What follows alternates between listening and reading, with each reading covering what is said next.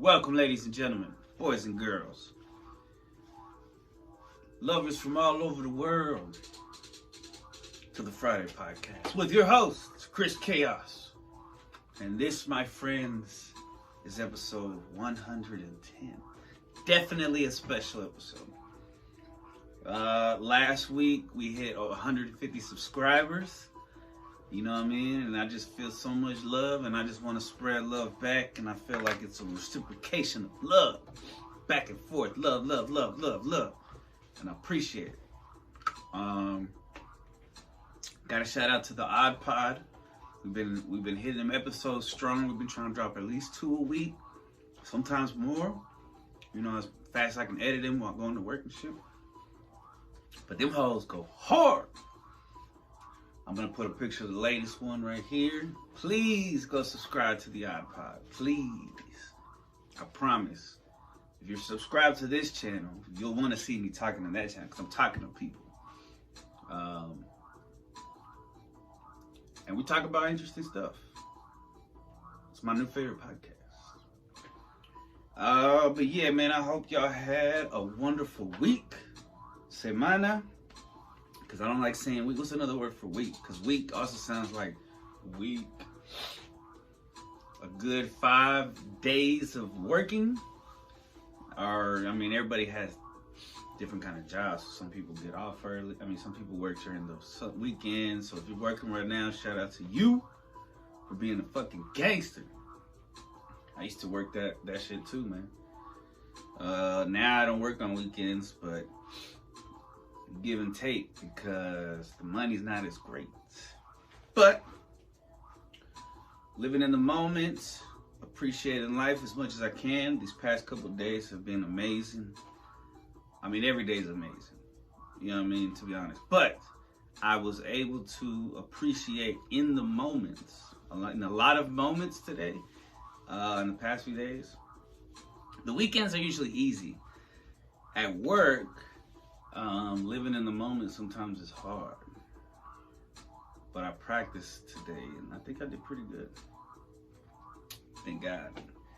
And I'm also lucky to work with, you know, intelligent people who have good hearts, because if they're working with kids, you gotta have a good heart, man, to survive in that kind of job. If you don't, it ain't for you. And those people get found out on the news and shit sometimes.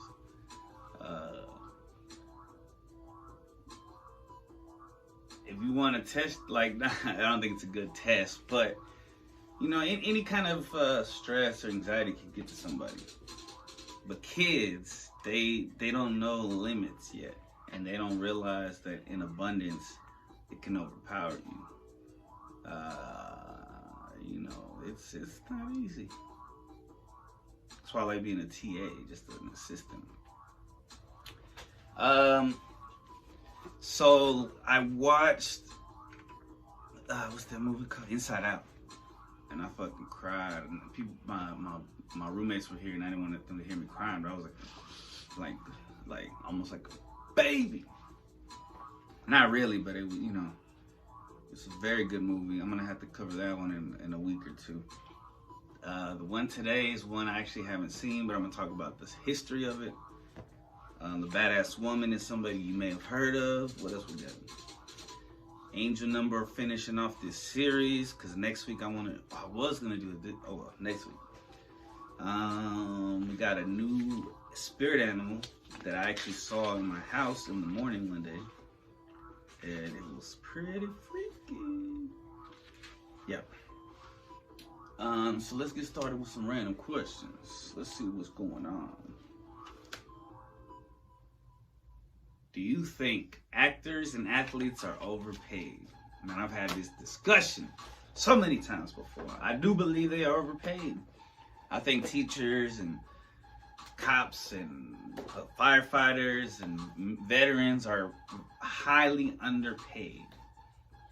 And although athletes and actors should be rich, I think but you know what? If they get paid too much, you know who's really getting paid too much? I don't know. know, man. I don't want to say it. I'll get canceled or I get taken down off of YouTube. I need a pen. But I'm talking about the people who don't get taxed. All right. 1502. If you were a ruler of your own country, what would you call it? Oh, man. And what would be your title? Oh, what's interesting is I just put up onto Spotify it's an old episode of the Friday podcast where we discuss if we ruled the world. It was me, Vino, and Romo.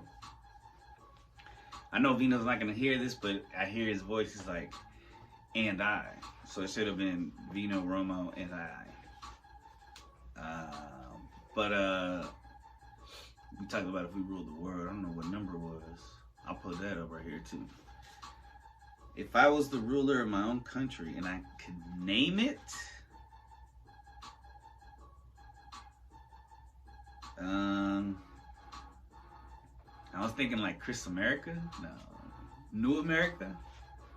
Man, New America would be cool. Benitez Topia. Christopia. Ooh. Christopia sounds cool. Are you a daredevil? Well, it depends. I will. Not as much as I used to be. And it was more so, except for this one time we did do a little jackass move where me and my friend Michael White, who's black, were in a shopping cart, and our friend, I think it was Oscar, pushed us down the alley, and we were like, but we were fine. Other than that, when I was 15, I was real risky, and I was a daredevil when it came to intercourse, because I didn't like using condoms. And with drugs, I used to experiment. I was just a daredevil. Like, if it's supposed to cause me to be happy, I'll do it. If this pill, this blunt, if this Freon, if this can make me feel happy, I'll fucking do it. That's how I used to feel. Not anymore though, thank God. What current event are you tired of hearing about? Well, of course, before it was the C word, the COVID. Damn, they're probably gonna catch that on the CC. Whatever.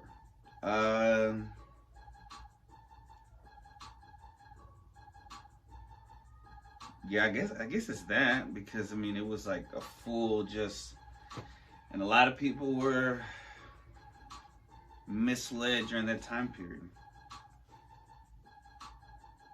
So I'm definitely tired of that.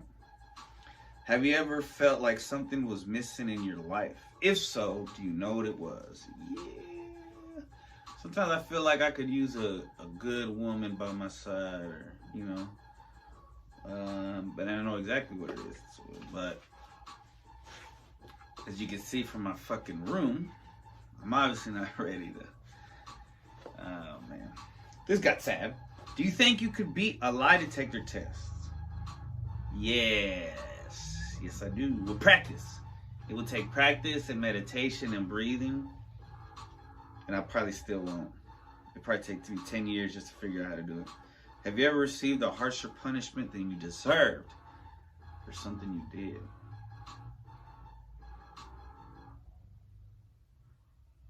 The only thing I can think of is when early on, when my son was little, I was punished because I was not a great boyfriend.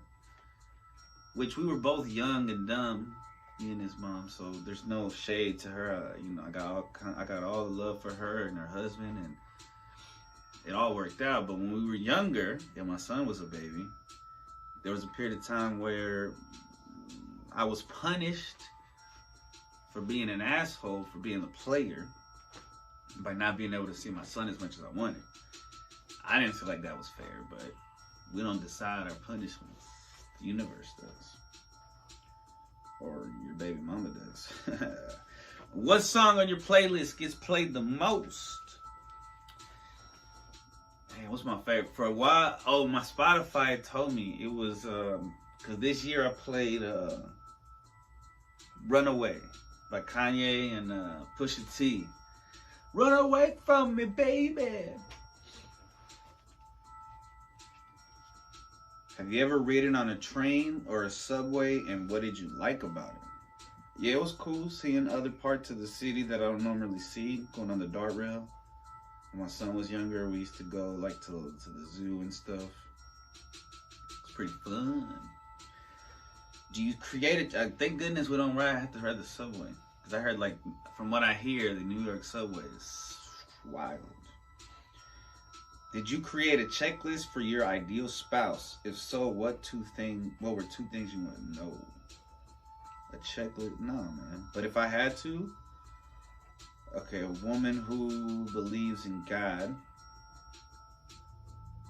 and a woman who's old.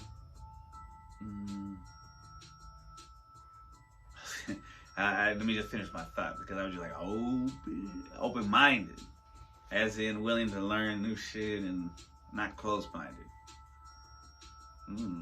But just that's a weird question. Have you let your mom or significant other fight a battle for you? Well, yeah, when I was a fucking kid, my mom used to fight my dad for crazy shit, but it wasn't for me. Have you ever let your mom or significant other fight a battle for you?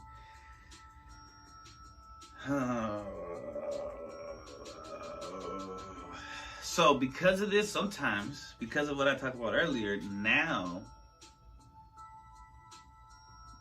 my ex has to sometimes handle those battles by herself. And when she really needs the big guns, then she'll call me. But sometimes it's like, I should have been there. But, everything has a reason. He's a great kid. No complaints. God blessed. She's awesome. Husband's awesome. Their kids are awesome. They totally take care of my son and respect him as he was his own.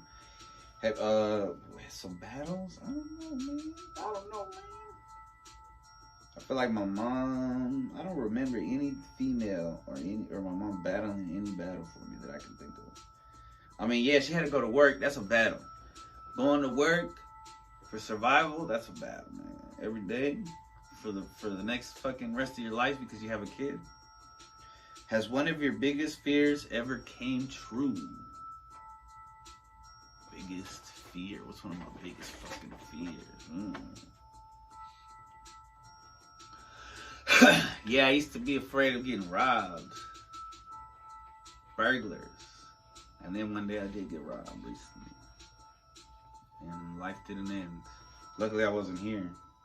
Or some shit would have fucking popped up. Is there anything about the opposite sex you just don't understand or comprehend? Oh shit. We don't have time for this one. Is there anything about the opposite sex you just don't understand or comprehend? Yo, did I bring my energy drink over here? Did I leave it over there? Oh, I finished it. I probably don't need it. Is there anything about the opposite sex you just don't?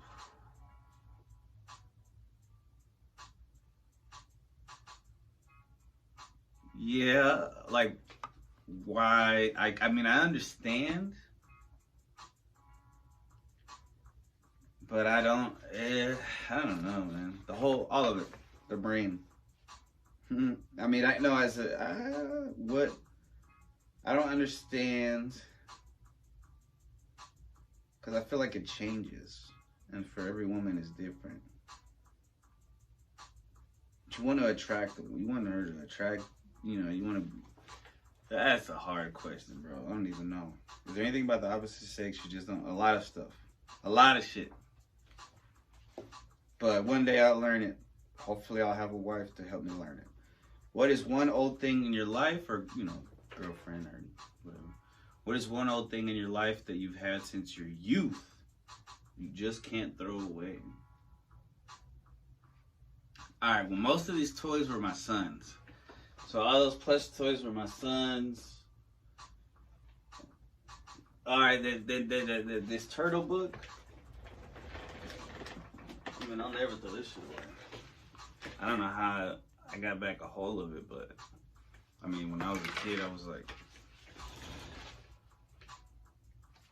pretty good at writing and shit. My coloring wasn't great. Let's see. But, you know, you can kind of tell the turtles. I don't know what the fuck happened here. That's probably my sister. Or maybe not. Maybe I colored them black because of the Archie comics. Probably not, but that's pretty cool. I fucked up Donnie, though. Leo and Mikey look cool. Yeah, this is just, I don't never want to get rid of it because look at that shit. It's so cool. Copyright 1990 Mirage Studios. You know what I'm saying? And look, they look kind of weird, honestly, but they look cool. Broken. Them fools are juicing right there like the Liver King. Okay. I should have never got rid of my Pokemon cards. What the fuck ever. I didn't get rid of them. I gave it to a cousin, so that's all good. He gave them to another cousin, fucked them up, but it's all good. Could you ever become someone's bodyguard? Yeah, my sons. Somebody I love. But somebody I don't give a shit about? Nah. I'm not trained. I need a bodyguard. My homeboys are my bodyguard. Shout out to Romo, Tony, Vino. Alright, let's see. What do we got first? So this fucking disgusting ass motherfucking beautiful creature in the bright ass morning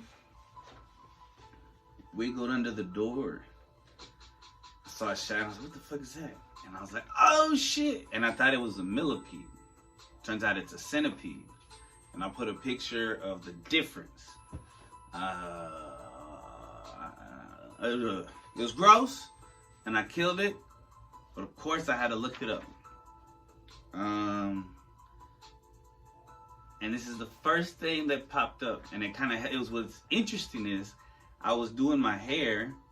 You can see today I didn't have time. I chose sleeping longer instead of doing my hair. But that day I was doing my hair, and it was taking a while. You know, my hair is like curly and shit, so it just won't do everything I wanted to do, whatever. Fuck it.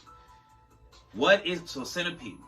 Whatismyspiritanimal.com says that centipede is a fabulous spirit animal for anyone who struggles with their sense of self and appearances.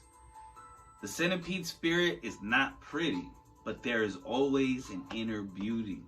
Centipede comes to you and says, let the true you shine. There is no need to demean yourself. You are sacred and you have a purpose. Symbolism and Metaphor.com says centipedes can symbolize balance, courage versus fear, overthinking, resourcefulness, and creativity. Liquidsandsolids.com says that the centipede can signify stability and protection. ATSHQ.com says that centipedes also mean good luck and wealth. When I hear these, I feel bad about killing it, but I mean, he know where it was going. He or she coming to my home. You know, I respect the centipede and what it represents. And I don't think it would like bite me or anything. It's just fucking gross. Or if it bit me, it wouldn't hurt. But ooh, I got chills. Worldbirds.com says in the Korean culture, a centipede encounter may be a sign of good luck and wealth, as we just said. A centipede's appearance in one's house may signify prosperity and wealth on the horizon. Polynesian Tattoo Symbols.com says in Samoan traditions, the centipede is also a symbol of protection. The symbol's name, Fa'atualoa, translates as long God. That's very interesting. Yeah, it was quite an experience, quite a day. Sometimes I feel like when I see, because one day I saw a spider, a big ass spider in my room, in the restroom, and I killed it. And that day was kind of rough. And and then I saw a little smaller spider. The day was kind of rough. And I saw the centipede. The day was, but I was ready. It was a little more ready, I think. So I don't know if that's like a sign like, hey, prepare yourself for today. Stay on your toes. Change is constant. Change is so constant, and to find comfort in change is difficult. damn near impossible. But that's the goal. Alright. Angel number 959. I wonder if I should turn it down. I probably should. I'll be right back. Yo, that beat right there, I wrote a hook to it. Shout out to Luis Puente. Alright, so angel number of the week, 959, baby. Sacred Scribes, angelnumbers.blogspot.com says that 959 brings a message that your skills, abilities, and talents as a light worker are desperately needed by humanity. I need that reminder sometimes whenever I feel like the world will do better off without me. Shout out to Joyner Lucas and that song he made about suicide. It's a very touching, real ass song. And what's interesting is I just watched it like for the first time in like a year or so. And now it gives you like 2 warnings. Like, this is about suicide. Are you sure you want to watch it? You sure? Somesigns.org says 959 implies that you will keep learning from the new things you meet every day in your life as you keep going. So all those changes I was talking about. Yeah, it's scary, but you're going to learn something that will help you later. Trust it. It's like, I'm going to save this tool for later. Mishka, Muska, Mickey Mouse.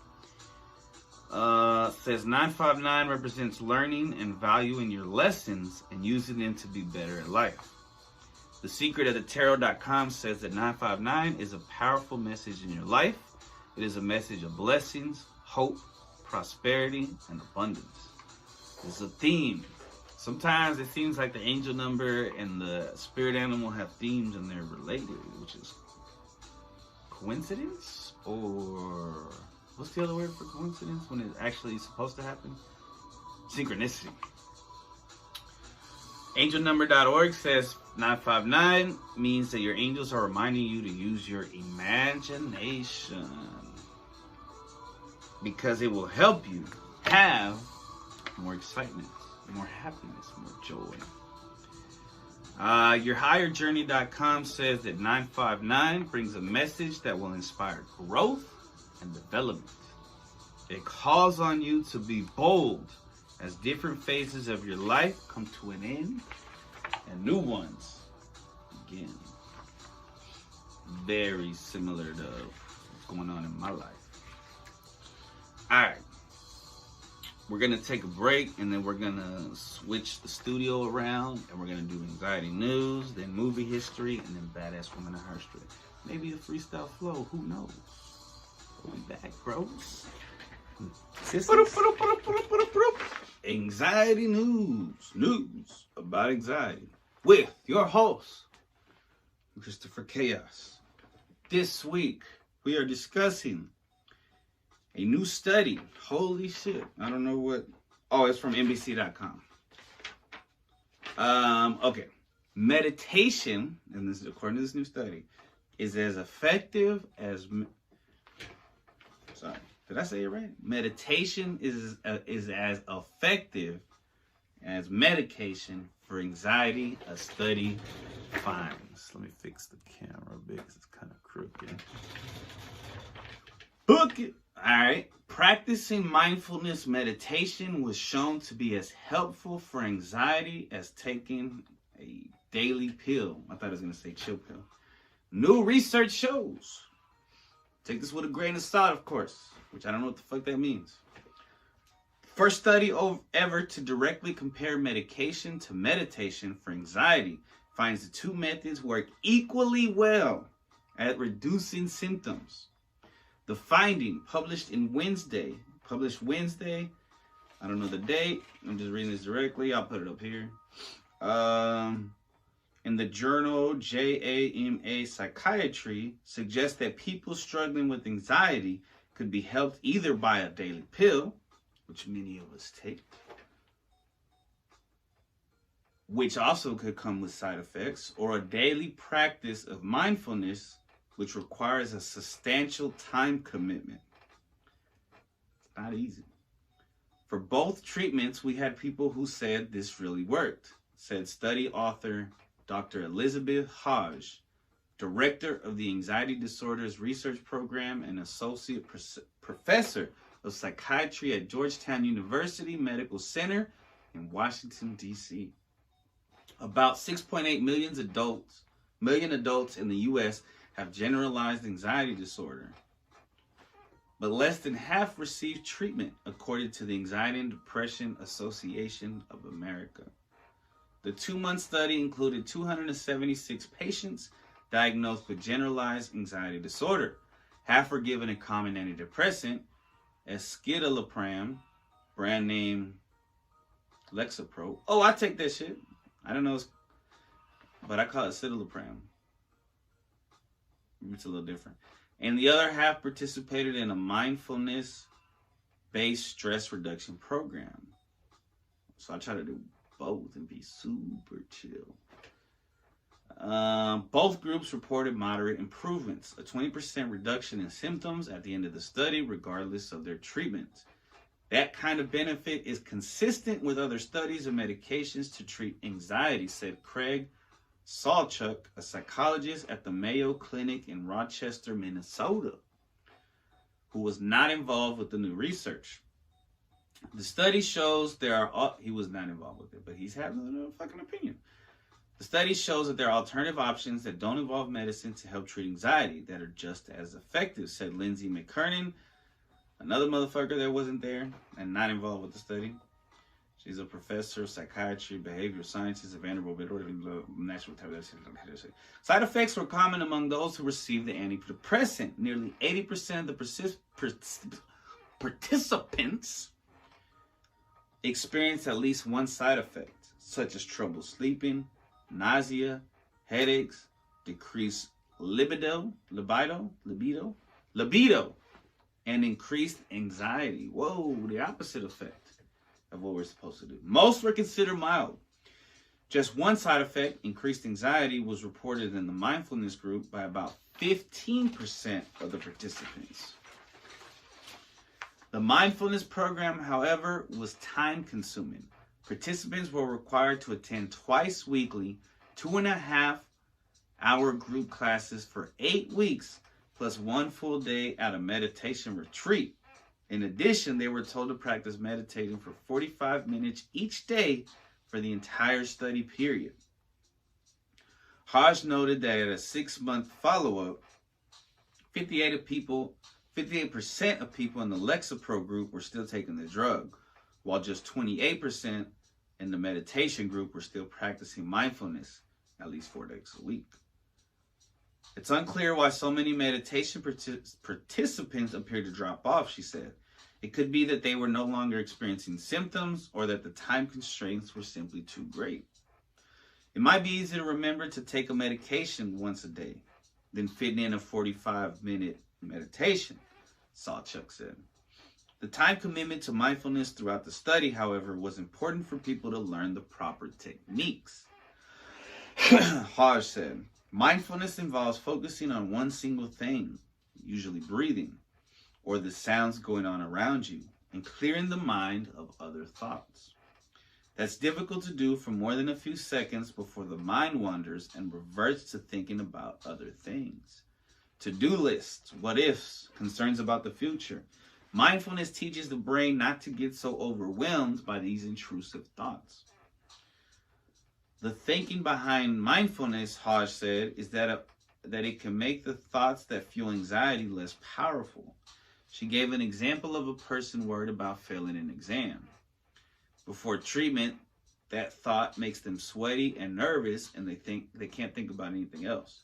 But the problem is just the thought itself, not reality. Learning to accept such thoughts and move on creates freedom, Hodge said. The thought arises, and it doesn't have to take control of the person.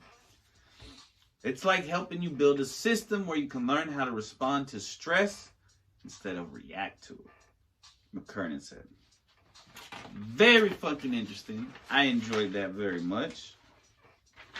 I think that's a good study that they did. I'm surprised that they did it because that could possibly take away money from the big pharma. We shall see. We shall see, my friends. Thank you for joining Anxiety News.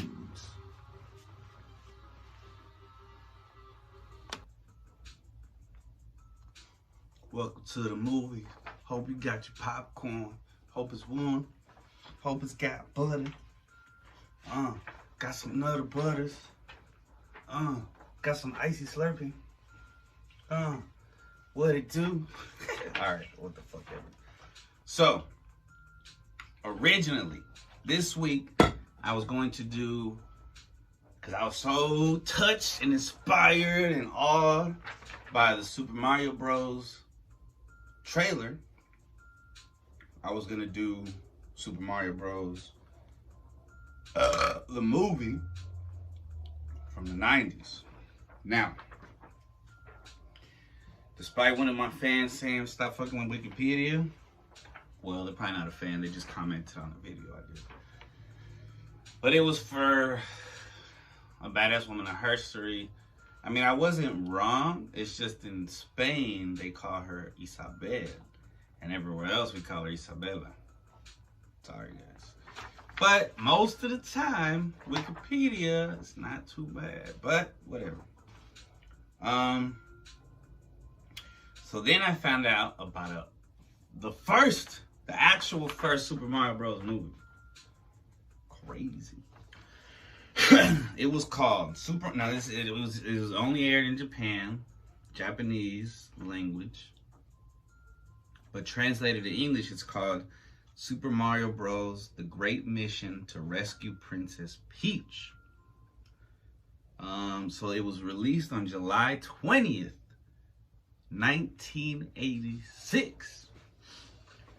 It was 61 minutes. This is 36 years ago, it says. I'm not doing the math, so whatever. So it's a 1986 Japanese animated adventure comedy film based on the Super Mario Bros. 1985 video game on the NES. Directed by Masami Hara and produced by Masakatsu Suzuki. And shout out to my Suzuki that the battery died, that I couldn't drive to work today. Still love you.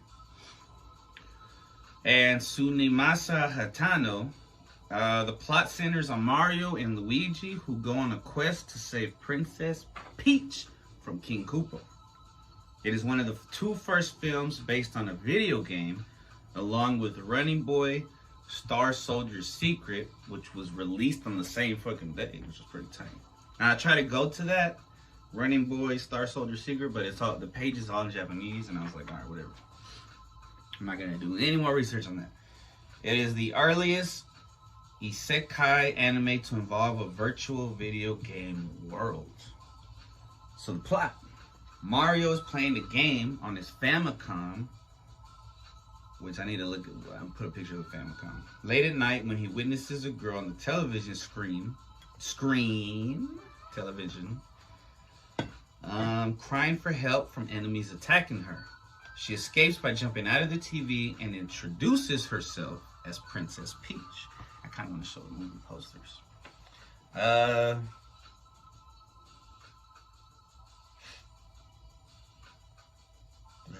King Koopa appears and follows her out of the TV. Mario fights him, but Koopa successfully captures Peach and goes back into the TV. Mario discovers a small necklace that Peach left on the floor. The next day, while he and his brother Luigi are working at their grocery store, Mario cannot stop thinking about Peach and the necklace. Luigi claims the jewel on the necklace is said to lead its owner to the Mushroom Kingdom, a supposed land of treasures. A small dog-like creature wanders into the store, snatches the necklace from Mario, prompting him and Luigi to give chase and fall down a pipe. When they emerge, a mushroom hermit reveals that he ordered the dog, Kibidango. I wonder if it looks like the dog from the Yoshi's Island from the SNES, to bring the brothers to him. He explains that they are now in the Mushroom Kingdom. Ooh, magic mushrooms. which is being ravaged by King Koopa and his army. This is before he was called Bowser. Angry that his marriage proposal was spurned by Peach, Koopa is turning citizens into inanimate objects and plans to force Peach into marriage on Friday the 13th. The Hermit reveals a legend that claims the Mario Bros can defeat Koopa and that they will need to find the 3 mystical power-ups to overcome his magic: the mushroom, the flower, and the star. With the 3 power-ups hidden throughout the Mushroom Kingdom by Koopa's forces, the Mario Brothers set out to find them, guided by Kiwidango. After a long journey with many perilous obstacles, the brothers eventually acquire all 3 power-ups. That night, Mario arrives at King Koopa's castle just as the wedding is starting. With the help of the 3 power-ups, Mario successfully defeats Koopa, breaking his spell and restoring the Mushroom Kingdom to normal. When Mario returns Peach's necklace, Kiwidango reverts to his true form, Prince Haru of the Flower Kingdom. Haru explains that he is Peach's fiancé, but Koopa turned him into Kiwidango to marry her in his place. Though heartbroken, Mario wishes the couple well and promises to return if they ever need help. And he and Luigi begin their long journey home. In a post-credit scene, King Koopa and his minions are now working at the brothers' grocery store as punishment. The film uses music and sound effects from the Super Mario Bros. Video game. An LP was released.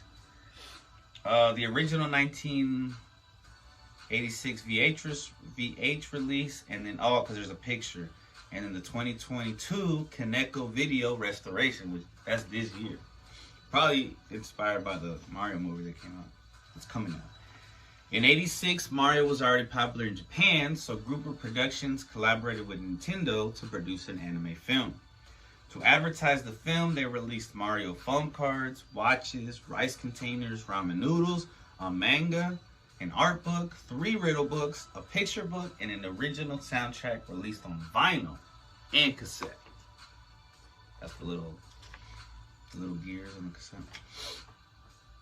On July 20th, '86, the film was released in theaters across Japan.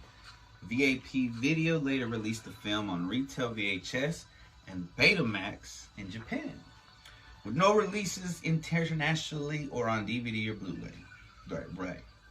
Legacy. It is one of the first 2 films based on a video game, as we said earlier. It predates the Super Mario Bros. Live-action film by 7 years. I'll probably do that one next one. It is the earliest isekai, or I'll do Inside Out, because that movie fucking had me crying. To involve is the earliest, I don't know what isekai means. I need to look that up and put that up there. To involve a virtual video game world, and the earliest isekai anime to involve the protagonist being trapped in the virtual world of a video game.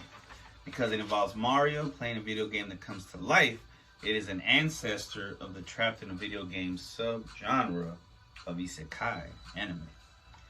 In July of 2021, Carnival released a scan of the 16mm film on YouTube and announced that fan restoration group Kaneko Video would restore it in 4K resolution, which was released on April 16, 2022. I hate to ask this, but I wonder if there's subtitles. Man, that shit excited me, because I was like, yo, there's a Mario Bros. Lore that I don't know about, and I'm 33 years old, and I'm just finding out about it. And I'm a Nintendo head.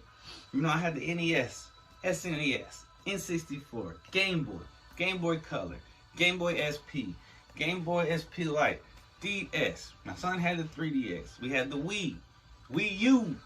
Brah, brah. Love y'all. See y'all next time. At the movies. We're at the movies.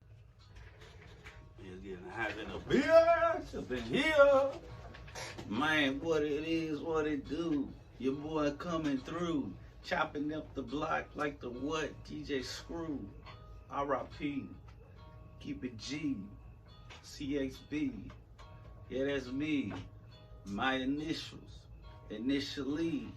I'm coming up to the top G. Hold up. Power up.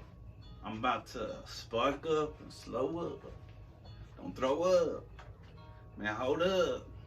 We flying high like soda. Alright, man. Badass women of history. Bum, bum, bum, bum. Badass women of history. Now, this one is long overdue. Sojourner Truth was an African-American evangelist, abolitionist, women's rights activist, and author who was born into slavery before escaping into freedom in 1826. After gaining her freedom, Truth preached about abolitionism and equal rights for all. She became known for a speech with the famous refrain, "Ain't I a woman?" that she was said to have delivered at a women's convention in Ohio in 1851. Truth continued her crusade throughout her adult life, earning an audience with President Abraham Lincoln and becoming one of the world's best-known human rights crusaders. So she was born, Sojourner Truth was born Isabella. Yo, coincidence or synchronicity? Because I was just talking about synchronicity. If you watch this whole episode, you'll see, because in the movie episode part, I said that. Anyway, Isabella Baumfree in 1797 to enslaved parents James and Elizabeth Baumfree. It sucks because they had to be named James and Elizabeth off of these the royal family. Those, but whatever, it's the past. In Ulster County, New York, around age 9, she was sold at an auction to John Neely for $100, along with a flock of sheep. Neely was a cruel and violent master who beat the girl regularly. She was sold 2 more times by age 13 and ultimately ended up at the West Park, New York home of John Dumont and his second wife, Elizabeth. Bro, I bet you there was millions of fucking Elizabeths walking around at that time. Around age 18, Isabella fell in love with an enslaved man named Robert from a nearby farm. But the couple was not allowed to marry since they had separate owners. Instead, Isabella was forced to marry another enslaved man owned by Dumont named Thomas. She eventually bore 5 children: James, Diana, Peter, Elizabeth, and Sophia. At the turn of the 19th century, New York started legislating emancipation, but it would take over 2 decades for liberation to come for all enslaved people in the state. In the meantime, Dumont promised Isabella he'd grant her freedom on July 4th, 1826, if she would do well and be faithful. When the date arrived, however, he had a change of heart and refused to let her go. Incensed, Isabella completed what she felt was her obligation to Dumont and then escaped his clutches, infant daughter in tow. She later said, "I did not run off for I thought that wicked, but I walked off, believing that to be all right." In what must have been a gut-wrenching choice, she left her other children behind because they were still legally bound to Dumont.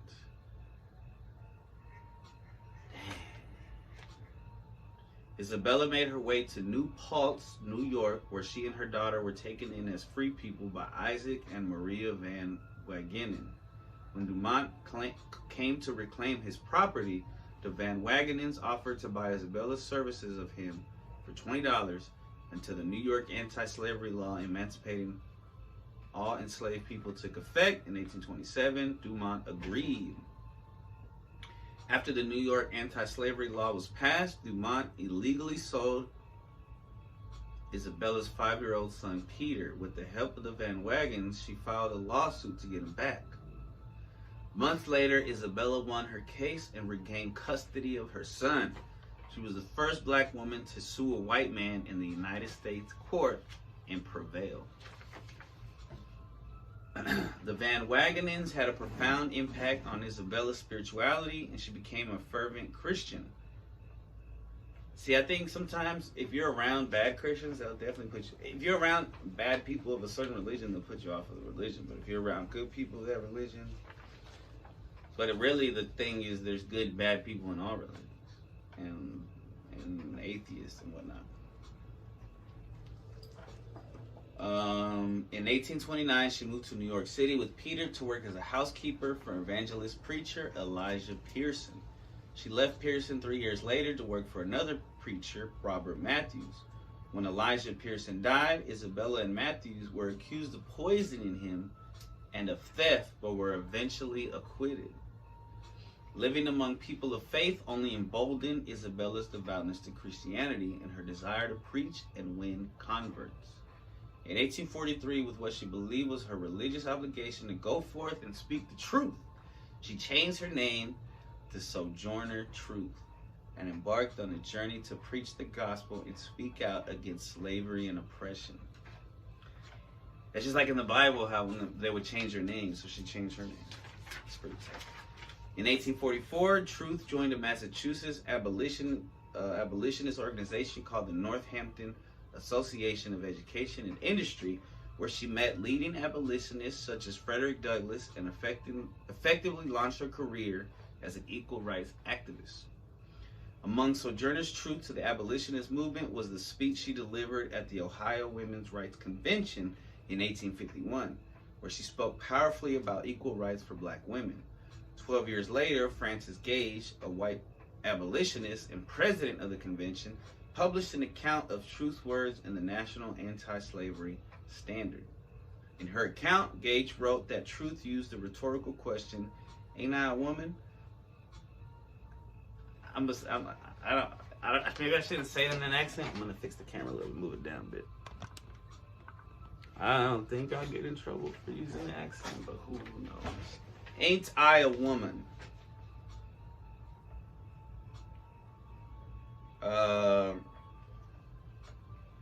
To point out the discrimination Truth experienced as a black woman. Various details in Gage's account, however, including that Truth said she had 13 children and that she spoke in dialect, and the dialect have since cast down. I don't understand what this is. This is where Wikipedia fucks it up. Guess you're right, guys. So in later years, the slogan was further distorted to "Ain't I a woman?", reflecting the false belief that as a formerly enslaved woman, Truth would have had a Southern accent. Truth was, in fact, a proud New Yorker. Oh, so I was thinking that. Whoa. So she didn't sound like a Southern person. There's little doubt, nonetheless, that Truth's speech and many others she gave throughout her adult life moved audiences. Another account of Truth's 1851 speech, published in a newspaper about a month later, reported her saying, "I have plowed and reaped and husked and chopped and mowed, and can any man do more than that?" Truth's powerful rhetoric won her audiences with leading women's rights activists of her day, including Elizabeth Cady Stanton and Susan B. Anthony. Like another famous escaped enslaved woman, Harriet Tubman, Truth helped recruit black soldiers during the Civil War. She worked in Washington, D.C. for the National Freedmen's Relief Association and rallied people to donate food, clothes, and other supplies to black refugees. Her activism for the abolitionist movement gained the attention of President Abraham Lincoln, who invited her to the White House in October of 1864 and showed her a Bible given to him by African Americans in Baltimore. Now, there's a theory that I've seen recently that Abraham Lincoln was black. Maybe he was, I don't know. While Truth was in Washington, she put her courage and disdain for segregation on display by riding on whites-only streetcars. When the Civil War ended, she tried exhaustively to find jobs for free black Americans weighed down with poverty. Later, she unsuccessfully petitioned the government to resettle formerly enslaved people on government land in the West. If the first woman God ever made was strong enough, these are some of her quotes. If the first woman God ever made was strong enough to turn the world upside down all alone, these women together ought to be able to turn it back and get it right side up again. And now they're asking us to do it. The men better. And now that they're asking to do it, the men better let them. Sorry. Because the way it's written, I feel like they fucked with the words. That little man in black there, he says women can't have as much rights as men because Christ wasn't a woman. Where did your Christ come from? Where did Christ come from? From God and a woman. Man had nothing to do with him. Damn. Drop the mic. And what is it? What is that religion that sanctions, even by its silence, all that is embraced in the peculiar institution? If there can be any more diametrically opposed to the religion of Jesus than the working of the soul-killing system, which is as truly sanctioned by the religion of America as are her ministers and churches, we wish to be shown where it can be found. All right, one more. Now, if you want me to get out of the world, you had better get the woman voting soon. I shan't go till I can do that. In 1867, Truth moved to Battle Creek, Michigan, where some of her daughters lived. She continued to speak out against discrimination and in favor of women's suffrage. She was especially concerned that some civil rights leaders, such as Frederick Douglass, felt equal rights for black men took precedence over those of black women. Truth died at home on November 26, 1883. Records show she was 86, yet her memorial tombstone states she was 105. Engraved on her tombstones are the words, "Is God dead?" a question she once asked a despondent Frederick Douglass to remind him to have faith. Truth left behind a legacy of courage, faith, and fighting for what's right and honorable. But she also left a legacy of words and songs, including her autobiography, the narrative. My brain's moving faster than my mouth. The narrative of Sojourner Truth, which she dictated in 1850 to Olive Gilbert, since she never learned to read or write. Perhaps Truth's life of Christianity and fighting for equality is best summed up by her own words in 1863. "Children, who made your skin white? Was it not God? Who made mine black? Was it not the same God? Am I to blame, therefore, because my skin is black? Does not God love colored children as well as white children? And did not the same Savior die to save the one as well as the other?" Amen. And this is not from Wikipedia. This is from history.com. Sojourner Truth. Man, badass woman in history. Wonder, there's got to be a movie of her, right? I wonder if there is. Man, hold up. I wonder if there is. My name is Chris. Don't get up on my list of those I gotta diss, cause I come up real quick. Alright, let me try to do a freestyle real quick and then we'll get the fuck out of here. Y'all gonna have a wonderful Friday. And I'll have one too.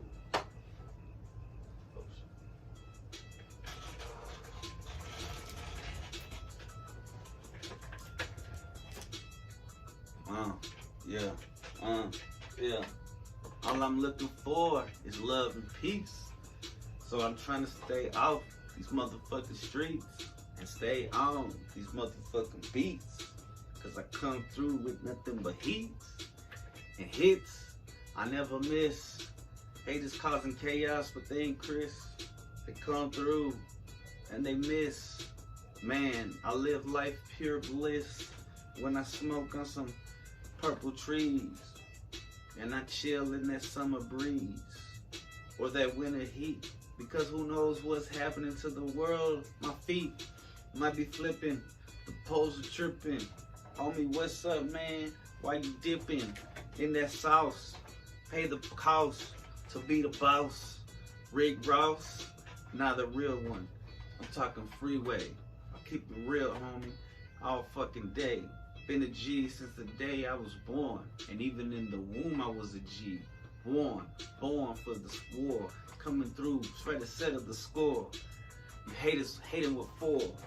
I'm coming through like a motherfucking hardcore, softcore, apple, strapple. I'm tired as fuck, man. Laughable, daffle, raffle. I love y'all. I love y'all so much. Thank you for subscribing. Please check out the iPod. I'll see y'all next time, friends. Hopefully with a better freestyle. I think it was pretty cool for a little while.